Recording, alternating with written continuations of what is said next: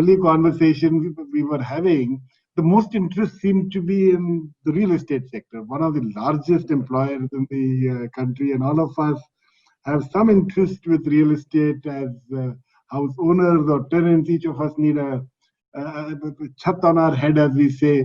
Mr. Sharma, it was such an intriguing conversation. So, what is your perspective in terms of, is the are people starting to come and buy houses again? Because the revival of the sector is absolutely crucial for the economy to come back, and also a reflection of where we are. We had some interesting views. So, look forward to hearing from you, Mr. Sharma. Thank you, Neil, and thank you for this opportunity. See, I have read somewhere that what doesn't kill you makes you stronger. So we are in a pandemic. We cannot deny that.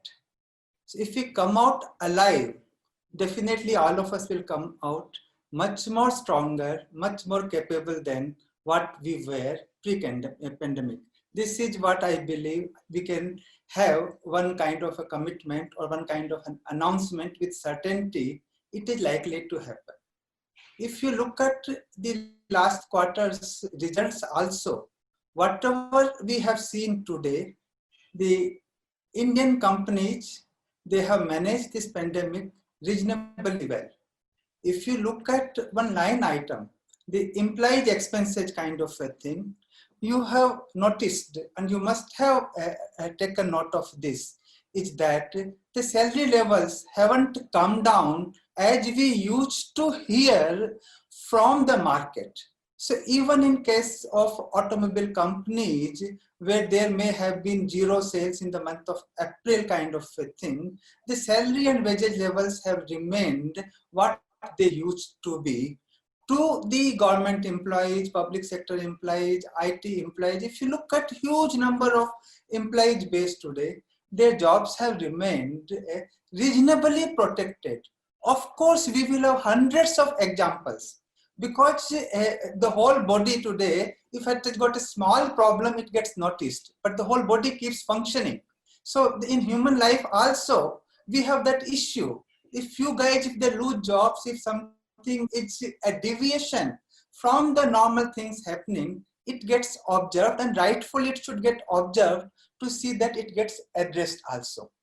So when we start about addressing the issue, remember, I think we will have Rakesh also on board soon. Look at automobile sector, which Anuj also highlighted. Till 80s, who were the automobile manufacturers and what they used to do, both on two-wheelers and four-wheelers, right? The India used to produce maybe 150,000 four-wheelers and maybe 500,000 two-wheelers. Now, Honda also does a beautiful thing. Hero itself sells more than 500,000 a month. And Maruti itself does more than 150 to 200,000 under normal circumstances, four-wheeler sales. More than half of the sales of Maruti comes from India. Hero, Bajaj Auto, Honda, they all are world-renowned manufacturers. And this happened because Maruti came in 80s, and we are seeing the benefits when automobile sector is going through tough times. The automobile companies are being able to manage their company balance sheet beautifully. If you look at 90s, we had the problems of foreign exchange, and India had to pledge plain lots of gold to the Bank of England. Today you have $530 billion of foreign currency reserve, which can sustain significantly more than 1 year of import, and our rupee remains reasonably strong. If you look at Y2K transition to the IT soft power kind of a thing, today the most of the new jobs which have been created in 2000 onward sort of a thing, it is in the IT sector, which has become the backbone of, call it the back-ended offices of the global Fortune 500 companies, or call it the Indian IT engineering prowess, where they are being able to sustain and manage, where even during pandemic they have shown huge growth.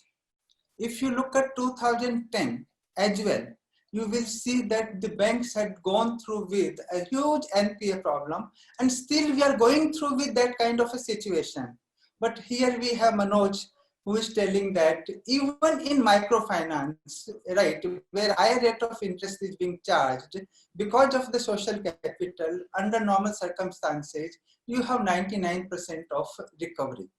These are the positive signals, what I believe this pandemic, this COVID-19 also is going to provide to India, where a sector like ours, right, which in any case, in my view, was getting consolidated because RERA had come, because IBC had come, because GST ensures better transparency, because demonetization had happened, because the knowledge about the product, about the quality, about the requirement is significantly better.